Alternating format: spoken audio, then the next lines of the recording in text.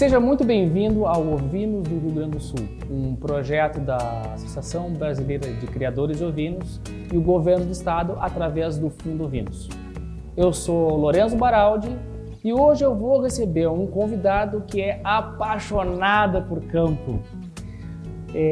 Eu estou falando do médico veterinário, tem bastante currículo aqui, eu vou pegar aqui que é bastante coisa. Ele é referência como médico veterinário no município, na região, especializado em administração rural, homeopatia, mestrado em zootecnia.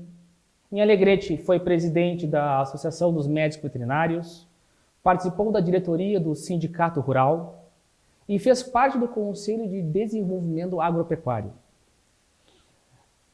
Ainda mais, iniciou sua vida no setor público em 2009 como secretário de Agricultura de Alegrete, foi vereador, vice-prefeito, prefeito do município e atualmente está na Secretaria de Agricultura do Estado, como subsecretário de Irrigação, um setor vinculado à SEAP, que é a Secretaria Estadual de Agricultura, Pecuária e Irrigação.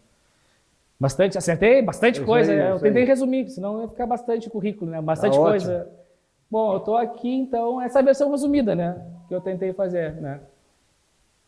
Márcio Fonseca do Amaral, seja bem-vindo ao nosso programa. Muito obrigado, Lorenzo. Uma alegria, né? Primeiro agradecer aí pelo convite da Arco, a Lorena, né, o Edmundo, nosso amigo, por estarmos aqui hoje conversando sobre ovinocultura, que é uma atividade que ela é apaixonante, né? Quem é da região da fronteira oeste, Campanha, metade sul em si, tem esse convívio, né, mais próximo com a ovinocultura. E quem já está, como eu, acima das 5 décadas de existência, pôde ainda aproveitar os momentos áureos da ovinocultura aqui no estado, onde nós tínhamos as cooperativas e que essas cooperativas, elas, através da receita oriunda da lã, custeavam as propriedades rurais, tanto a bovinocultura de corte quanto a ovinocultura, custeavam as casas nas cidades e ainda no final do ano, quando faziam a fatura, né, do ano, sobrava ainda um troquinho e realmente a ovinocultura teve esse momento dos áureos e a gente ficou muito feliz de poder estar tratando hoje, num momento que também eu considero muito positivo da ovinocultura no qual nós estamos passando. A gente vai ter bastante coisa, falar de mercado, de prospecção, como vai ser daqui para frente, né? Exato. Bom, para começar a nossa conversa, nosso bate-papo, eu queria saber qual a tua relação com os ovinos, né? Como que ela começou e qual a importância, né, da ovinocultura para o desenvolvimento do nosso estado? Bom, a minha relação com a ovinocultura se deu desde muito jovem ainda, quando criança, porque, como a grande maioria, né, dos nossos avós, eram pessoas de campanha, de campo. Então, meu avô paterno era um produtor rural, iniciou a sua vida com um boliche de campanha. Sim. E foi, através disto, formando um patrimônio, comprando uma areazinha aqui, outra ali. E quando eu me dei por conta de ser que eu era agente, o vô tinha um plantel de ideal. Era criador de ideal, tinha uma pequena cabanha, inclusive usava carneiros aqui de Bagé, de São Geraldo, depois lá de Uruguaiana, dos Bastos. E eu com 10, 11 anos ajudava o inseminador na época da inseminação. Sim, para questões genéticas, de melhoramento de raça. Tudo então, assim. Nós éramos guris, estávamos ali acompanhando o dia a dia da fazenda e o seu Leoni, falecido, faleceu agora o ano passado, era o capataz e inseminador, deixava que nós fizéssemos o ato da inseminação das ovelhas.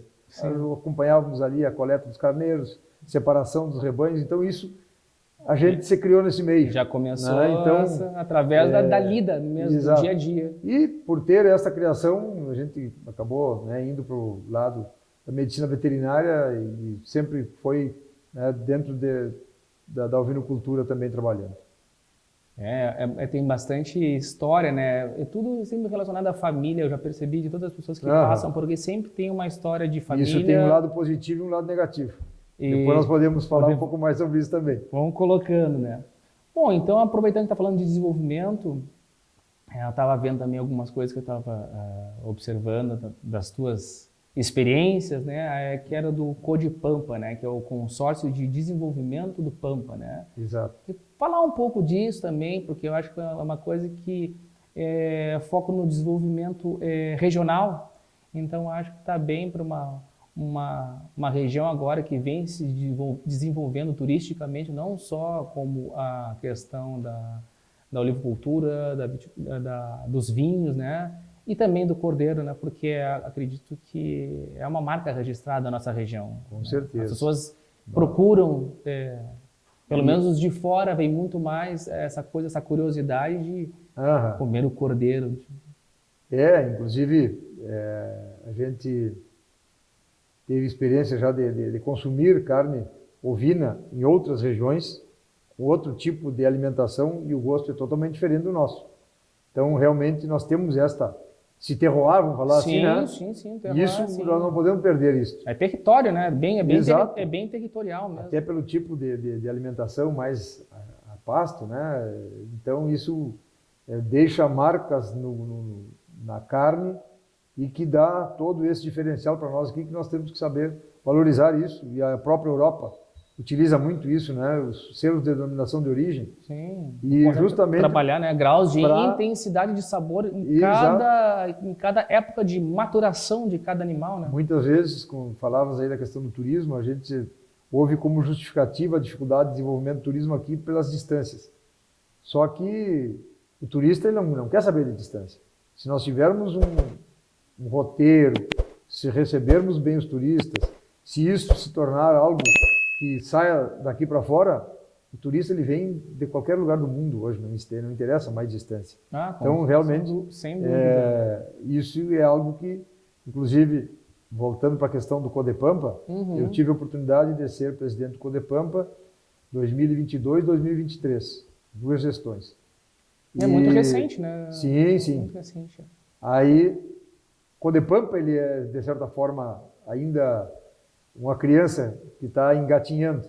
O que é? Porque o CODEPAMPA, ele é um consórcio intermunicipal que surgiu no Brasil com o intuito de melhorar a gestão micro-regional dos diferentes locais do Brasil. Porque nós temos muitos pequenos municípios, né? A nossa região aqui tem a característica de ter municípios de extensões maiores. Mas, principalmente, se pegarmos aí dos 497 municípios que o Estado tem, a metade norte, os municípios estão 10, 15 quilômetros, as sedes dos municípios 10, 15, 20 quilômetros uma da outra. Então, são próximo, comunidades, né? E que populações de 10, 15 mil habitantes, que muitas vezes têm esta prefeitura dificuldade de montar um processo, um edital para compra dos mais diferentes, né, itens que uma prefeitura precisa consumir ao longo do ano. E os consórcios surgiram inicialmente para facilitar a compra de medicamentos para uso do serviço público. Depois foram... E para criar uma comunicação, uma conversa entre os municípios. É como se fosse uma grande prefeitura para comprar para vários municípios. Para vários municípios, né? E tanto que o Tribunal de Contas fiscaliza como se fosse uma prefeitura. Os órgãos de controle são bastante rígidos também com a gestão dos consórcios. Só que o nosso aqui, até por essa característica de ser municípios maiores, de ser populações também maiores, demorou um pouco mais para ser criado. Foi criado em 2016, 2015, 2016, inclusive a origem foi aqui em Bagé. Olha só. Na época o prefeito era o Dudu Colombo. 2017 eu assumi como vice-prefeito de Alegrete e a prefeita não gostava muito de participar das reuniões do consórcio, então desde 2017 eu acompanho, né, as reuniões do consórcio, e depois 2022 e 2023 eu tive o orgulho de ser presidente. E a gente tinha também como um dos objetivos ampliar, né, a função do consórcio e também voltado para a questão da industrialização. Porque nós sabemos que uma das dificuldades que a nossa região tem é de viabilizar indústrias que absorvam a mão de obra que surge a todo ano. Nós temos força de trabalho aqui que a cada ano se apresenta e por falta de oportunidade acabam saindo daqui. E essa viabilidade não se dá em função de que é carga tributária, muitas vezes, isenção de impostos por um período, uma carência. Também, Ou isso aí é mais uma questão mesmo primeiro, mais específica? Nós temos uma questão cultural, né? Isso pesa bastante. A questão do empreendedorismo é algo que nós precisamos trabalhar muito na nossa região. As prefeituras têm que fazer esse tema de casa, tem aí o Sebrae, que dá consultoria nesse sentido, para que nós possamos fazer com que o jovem ele saiba que ele precisa empreender, e o empreendedorismo ele suscita que a gente corra riscos, e nós, na nossa região, somos muito mais conservadores, nós temos medo de arriscar, né? Não podemos fazer nada diferente do trivial, então tem essa dificuldade. Mas também tem a questão, logicamente, tributária, mas ela não é diferente de outras regiões do Estado. E, inclusive, eu já tive algumas vezes conversando com secretários de Estado sobre políticas públicas que olhassem para a nossa região, dentro das particularidades que nós temos, para estimular com que as indústrias viessem para cá. Aí alguém me disse assim, mas nós temos o Fundopem. O Fundopem ele é um programa do Estado que dá descontos de impostos para aquelas indústrias que se estabeleçam em locais menos competitivos. Vou dar um exemplo. Uma indústria que fosse se instalar em Uruguaiana, por exemplo, chega a ter mais de 90% de isenção de impostos. Tudo bem? Era exatamente isso que eu estava me referindo. É interessante. Essa questão de existe isenção já o Fundopem. Só que, mesmo assim, as indústrias não estão indo para lá. Então, quer dizer que não é só isso. Se fosse só isso, Uruguaiana estava cheio de indústrias. Então, não é só isso. Tem outras questões que precisam ser observadas e o consórcio, mas nós temos que dizer, industrializar o quê aqui? Nós temos que industrializar aquilo que é a nossa vocação. Nós somos, por essência, agropecuários. Então, nós temos que agregar valor àquilo que nós produzimos. A questão da lã? Nós temos a lã, nós temos o arroz, nós temos a soja, nós temos o trigo, nós temos hoje a canola. Agora me lembrei, falou da lã, era isso, a lã que vai para Montevidéu por causa do fio, né? Exato. Não era carne. Eu tinha falado com o cara, né? É lã que vai. Agora me lembrei que tem que ir para uma chancela que vai para poder exportar para, sei lá, para Inglaterra, para fazer lá os tecidos de cachemir, inglês, só que é daqui. Exato.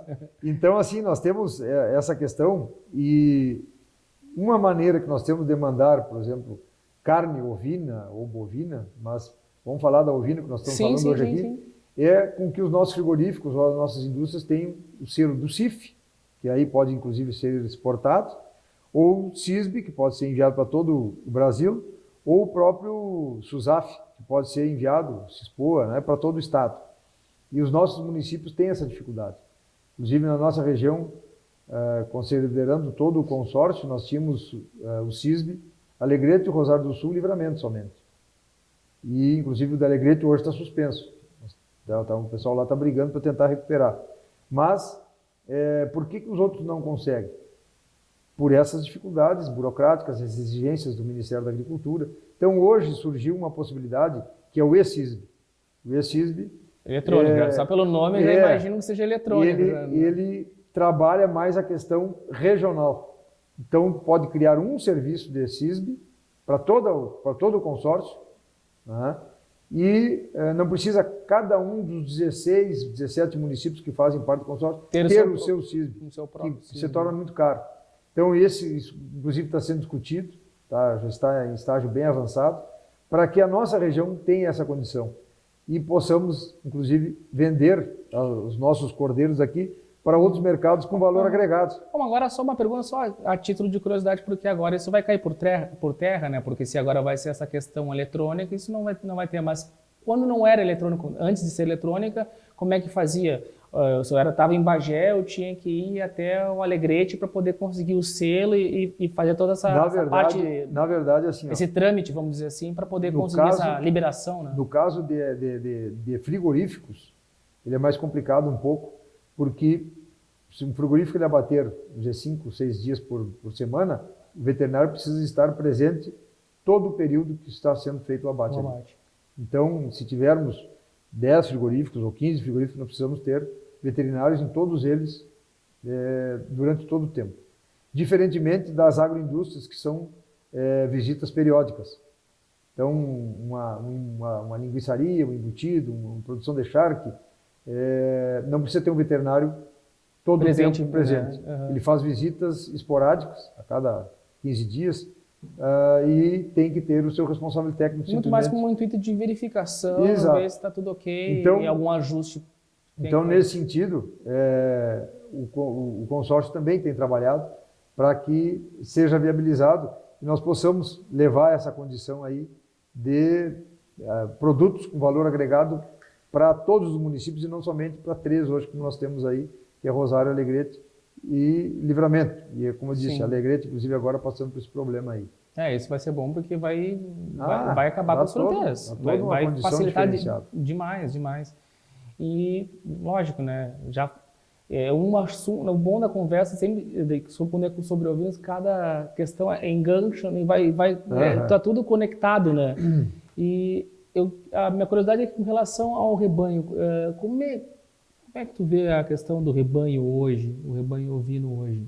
O rebanho ovino hoje é um desafio muito grande, porque nós já tivemos momentos com dificuldades muito maiores do que nós estamos passando hoje. E nós tínhamos mais ovelhas do que nós temos hoje no estado. Bom, o Rio Grande do Sul teve mais de 11 milhões de cabeças de ovinos. Hoje, nós não temos 3 milhões de cabeças de ovinos. Atualmente, nós temos o menor efetivo ovino desde que eu acho que a Secretaria da Agricultura começou a fazer esse controle populacional dos rebanhos. Nós temos hoje, dados últimos que eu vi aí, são 2 milhões e 600 mil ovinos. Estado, né? No estado inteiro. Alegrete, na década de 70, teve mais de 1 milhão de ovinos. Só um município. Uhum. Hoje, o maior rebanho do ovino do estado ainda continua sendo Livramento. Sim. Eu acho que deve ter 400 e poucos mil ovinos. Alegrete vem na sequência 200 mil, não sei se tem isso hoje. Sim. Né? E, infelizmente, isso é uma tendência, a redução dos rebanhos ovinos. As propriedades que antes qualquer propriedade trabalhava com 1.000, 1.500 ovinos, hoje são 150, 200, 300 ovinos, por conta da dificuldade de mão de obra, pela desvalorização da lã, por predadores, né, que foram surgindo. Antes era o abijato, aí depois era o cachorro, hoje nós temos aí o javali. O sogro, né, sim, comum. Então, nós temos essas dificuldades. A própria, como já falei, a mão de obra que foi se escasseando no meio rural. Então, a ovelha, ela é um animal que não precisa ter uma pessoa com força física para lidar com ela, mas tem que estar comprometido e tem aquela rotina. Né? Diferentemente da pecuária de corte, onde, se não for um rebanho de cria, seja um rebanho de recria ou para engorda, uma visita por semana, a cada 10 dias, está feita a campeirada. O rebanho ovino, não. O rebanho ovino precisa estar diariamente observando ali, período de encarneiramento, período de parição, revisando pela manhã e pela tarde. E se vai chover, traz para perto, traz para dentro do galpão. Enfim, o manejo existe. Esse manejo aí, que é muito mais comprometedor, vamos dizer assim, para que nós tenhamos resultados satisfatórios. Então, isso tudo tem contribuído para que nós possamos ter uma redução, né, infelizmente, do rebanho. Iniciou com a desvalorização da lã, né, lá atrás, quando o mercado da lã foi perdendo espaço, as cooperativas foram entrando, né, em declínio e, infelizmente, isso criou um desestímulo muito grande ao setor. Só que é preciso que a gente também avalie isso e olhe outras cadeias produtivas. Há pouco tempo atrás eu estive num congresso de suinocultura na Serra, foi lá em Bento Gonçalves. E a gente que não tem essa cultura, né, da suinocultura, da avicultura aqui na nossa região, mas eles podem nos ensinar muito bem isso. A suinocultura, antigamente, para que ela servia? Para a produção de banha. Nós não tínhamos o azeite vegetal. Sim. Nós cozinhávamos com banha, a carne era conservada na banha, e depois surgiu, como muitas vezes surgem os modismos, da própria gastronomia, Sim. banha era veneno. Era o que estava matando o pessoal do coração, e não pode ser consumido banha, porque faz mal, e a suinocultura entrou em crise, porque era produzido um animal que tinha 80% de função para produzir banha e 20% para produzir carne. Assim, com raça, eles tinham raças específicas, E- uma maior concentração de E aí, percentual de gordura, o que o setor pensou?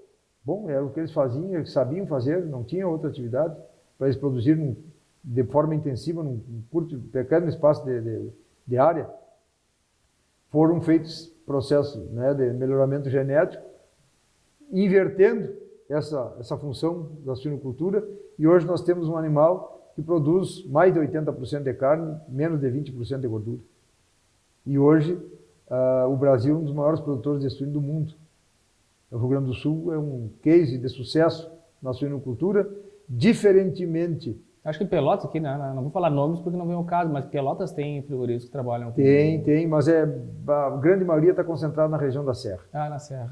Lá que estão os grandes frigoríficos de suínos, pegando um pouco da região das Missões para cima, noroeste e norte do estado, é onde estão concentrados os grandes produtores de suínos, e de forma integrada, e aí entra a questão cultural de novo, né? E então, a grande parte da produção de carne suína é para exportação.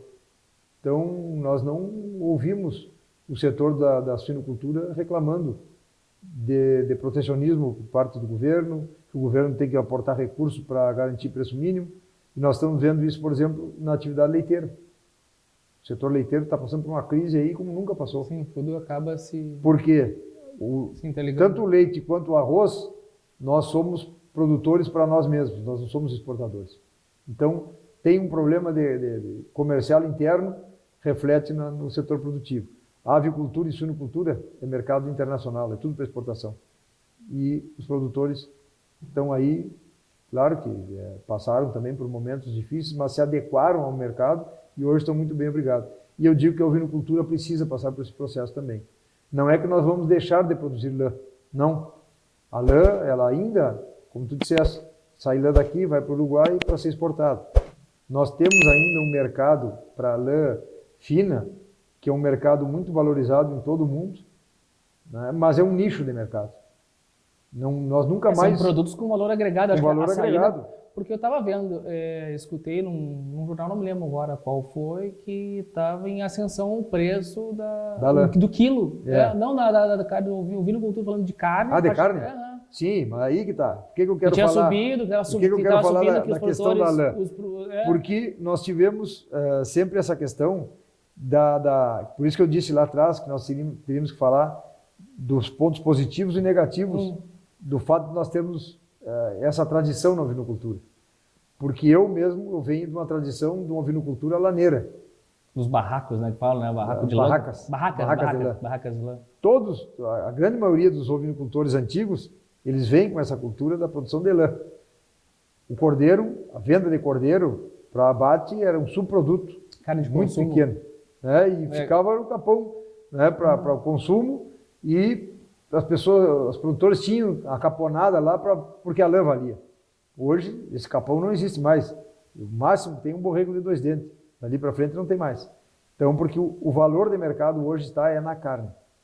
Então, nós temos que entender que mudou. Então, existe essa flutuação e, de repente, assim como foi da lã, a indústria laneira foi para a parte cárnica, daqui, quem garante que daqui dá um tempo, dá uma reviravolta. Exato. E volta de novo para lá. E assim fica... mas assim, eu particularmente, posso até estar enganado, eu particularmente acredito que nós nunca mais vamos voltar para aquele tempo lá da década de 70, para que qualquer lã tinha mercado. Não, nós vamos conseguir, tendo ainda mercado, para lã que seja lã fina. A outra lã, que é uma lã de menor qualidade, ela praticamente quase não paga o valor da esquila. Então, quem quiser produzir lã, siga trabalhando com lã, mas procure trabalhar com lã, com animais especializados, um padrão de qualidade, porque esse produto vai ter mercado. Quem não tiver preocupado, o solo não se adequa, não tenho mão de obra suficiente para trabalhar com a lã, com animais de lã fina, então se preocupa em produzir carne. Este é um mercado que está em ascensão e vai continuar ainda em ascensão, por mais que ainda nós tenhamos uma parte, inclusive da medicina, dizendo que carne, proteína vermelha faz mal. Isso não existe. Nada. Hoje há pouco tempo atrás nós estávamos vendo aí ensaios de produção de carne em laboratório. Isso é um absurdo. Com toda essa capacidade que nós temos de produzir carne natural, e nunca nós vamos ter uma carne produzida em laboratório com a qualidade de pipeta? Não. Aí um troço que não tem fundamento. Eu prefiro também a pasto. Também. Existe estudos aí mostrando que o consumo de proteína vermelha, de carne, vai aumentar muito nos últimos anos, daqui para frente. Principalmente carne suína, ave e depois vem a ovina. Em quarto lugar vem a bovina. Então nós temos um mercado em ascensão aí e nós precisamos aproveitar isso. E a ovinocultura, ela vem com esse novo viés, vamos dizer assim, que exige por parte, seja da Arco, seja por parte dos sindicatos rurais, da Associação de Produtores. Mas eu vejo um pensamento bem otimista por parte de todas as pessoas. Nós estamos vivendo um momento de euforia Sim, por parte da cadeia produtiva e é preciso que nós façamos o tema de casa. Ou seja, nós temos que sair dos índices que nós temos aí de assinalação e que isso também é decorrência do desestímulo do produtor, que acaba não dando uma atenção para o rebanho e, consequentemente, ele tem uma renda mais baixa. Então, ele não acredita que aquilo ali possa ser uma boa renda para ele. Mas a ovinocultura hoje está provada que nós conseguimos assinalar, de 100 ovelhas, nós podemos assinalar 120, 130 cordeiros. Hoje, a média no estado dá 55, 60 cordeiros por 100 ovelhas encarneiradas. Então, é muito baixo. Aí é o tema de casa, como você diz, para que realmente nós possamos ter.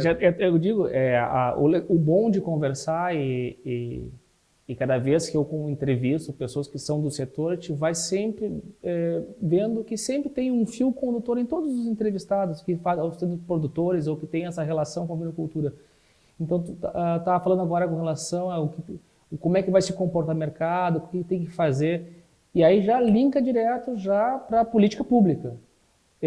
Para a ovinocultura, além de ações de saúde, dos rebanhos que estava falando agora, controle de doenças e tipo de doença. Então, quais seriam as políticas públicas que tu veria com bons olhos, que tu esperaria que o Estado pudesse dar suporte para tentar solucionar,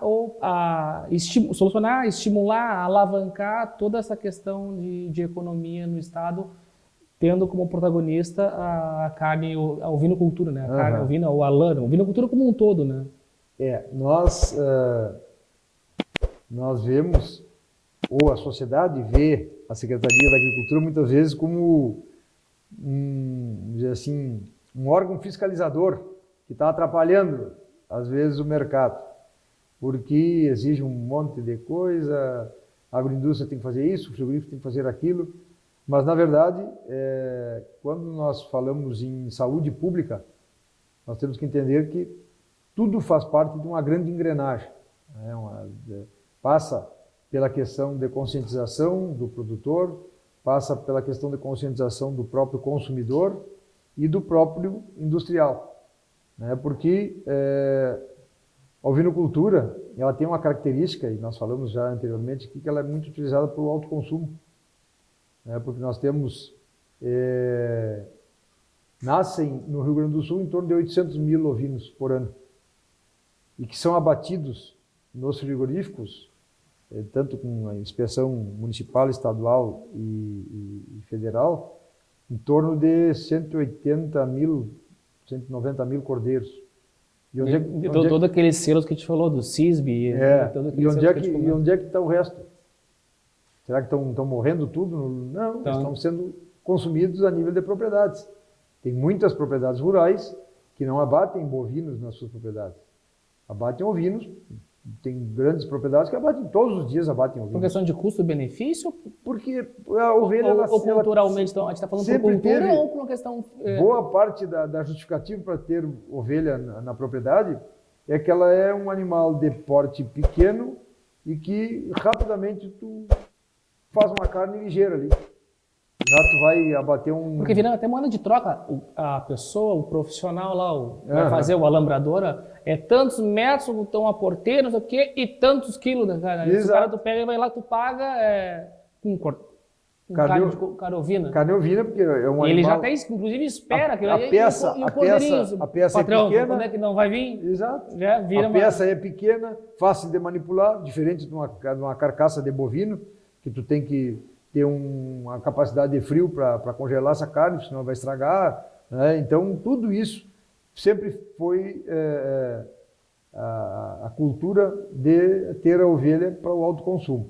Só que não é por isso que a gente tem que entender que esse animal pode ser abatido na propriedade e levado para ser comercializado na cidade. Porque entra os selos que você estava entra a falando. questão de saúde pública. Uhum. Ah, mas por que lá fora não tem um veterinário fiscalizando, não tem um fiscal sanitário e esse animal é abatido e consumido lá? E aí, qual é o problema? Se a pessoa na cidade pudesse consumir também.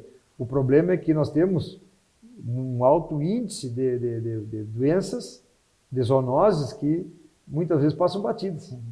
Hoje ainda nós temos o maior A índice questão de de condenação. o controle de doenças é Claro, o maior índice de condenação de animais ainda é o problema da hidatidose.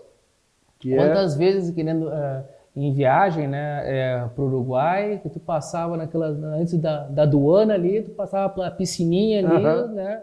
e Não era casa de ovino, ali mas no caso da evitar a circulação de vírus, da fitose e outros vírus. não era questão ovina, era bovina, mas Exato. mas eu entendo como uma precaução e uma Então, prevenção, né? no caso da política pública, ela iniciou lá atrás como um órgão fiscalizador, aí a secretaria tinha os guardas da sarna, que chamavam. Então, para evitar a transmissão de sarna entre os rebanhos, o pessoal andava fiscalizando, a questão do piolho, e depois, logicamente, que as outras doenças contagiosas, e também para a educação sanitária, porque hoje nós temos hidatidose, cisticercose, agora sarcocistose, que é uma doença que até então não se ouvia falar e que hoje também tem dado em torno de 0,5% de condenação de carcaças a nível de frigoríficos, que tudo isso aí tem a ver com práticas que nós, em termos de propriedade, temos que habitualmente fazer e muitas vezes passa batido. Ou seja, não dar vísceras cruas para os cachorros, porque toda propriedade tem um cachorro, que é um grande parceiro para o dia a dia. São várias boas práticas de manipulação, Exato. assim como a cozinha tem, a gastronomia tem, Exato. o campo também, tem que ter. Então, precisa, né, que haja esse controle sanitário para evitar, inclusive, que o próprio Estado tenha que gastar com saúde pública nas pessoas, porque tem muitas pessoas que fazem cirurgia de fígado por problema de cisto hidático, problema de cisticercose, que também pode ser transmitida da carne para o ser humano, e tudo isso aí está envolvido nesta cadeia produtiva, e dá para a gente achar um meio termo disso aí. Eu vou dar um exemplo.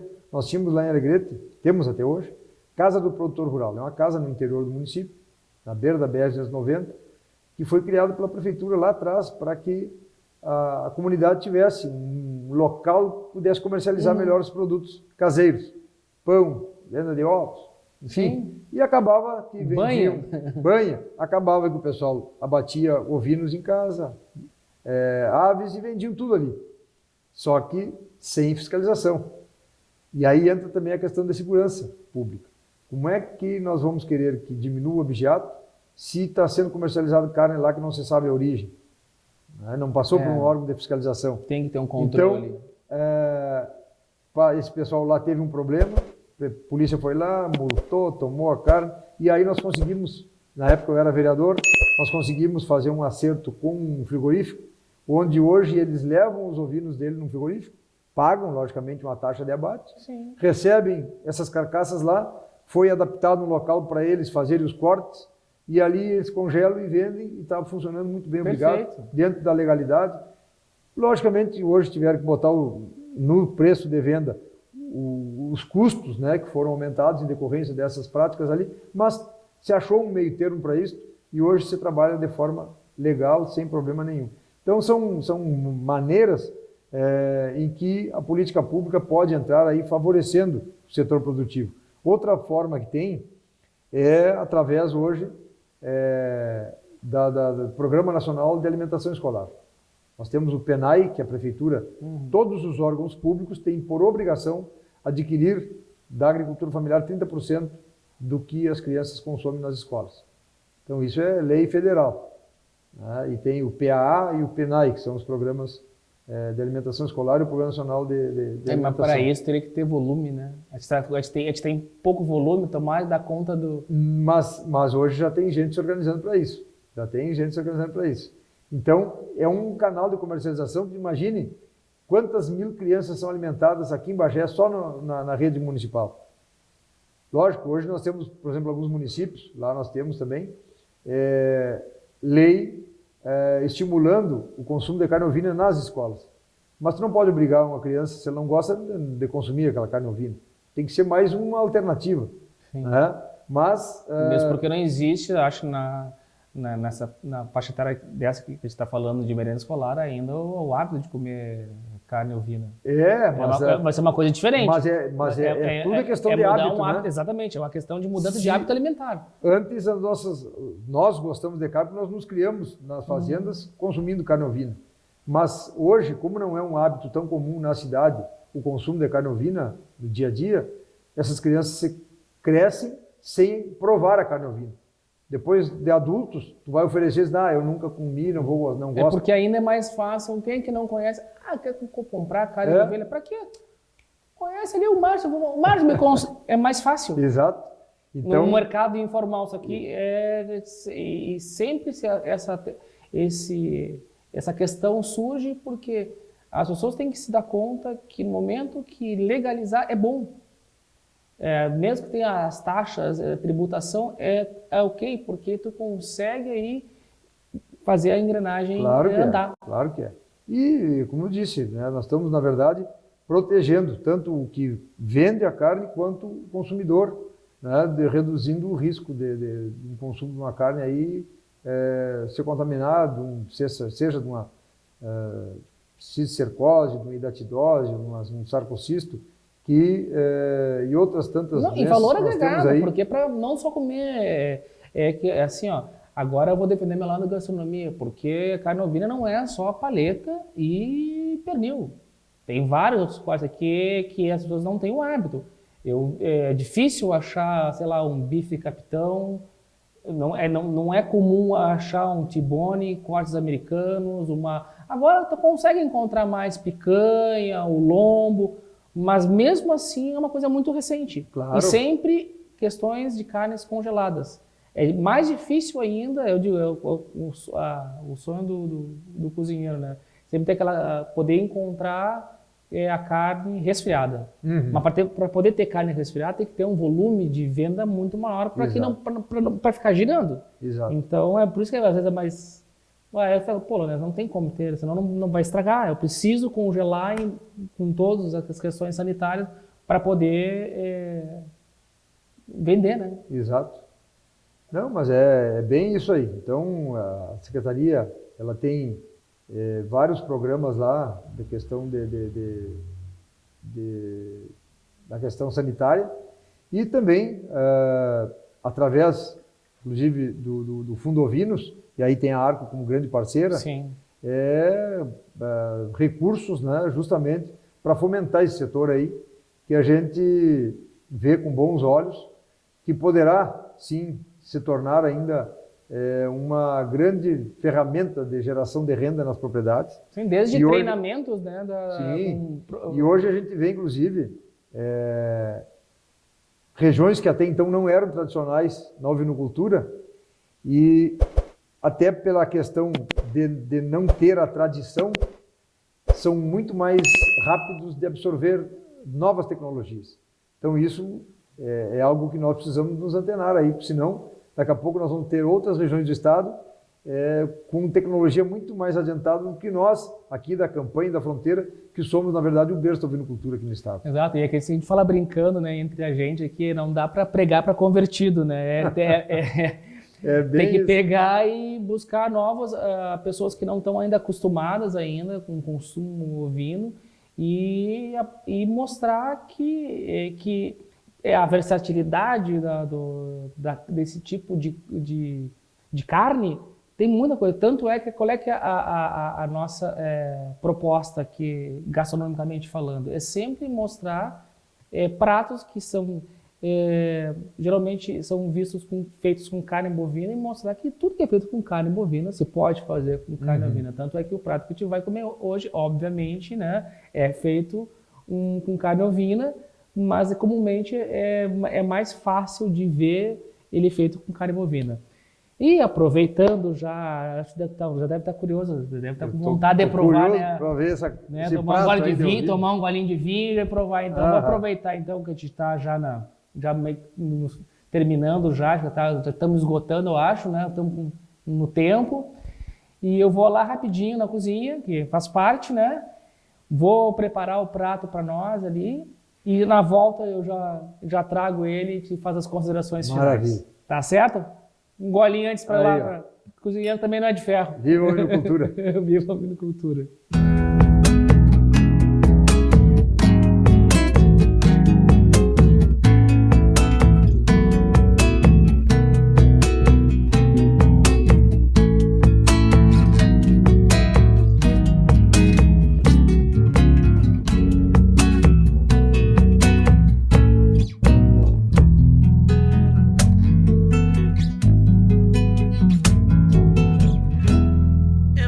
Mais que sabor, tem saúde, tem valor, qualidade que vem do campo ao prato do consumidor.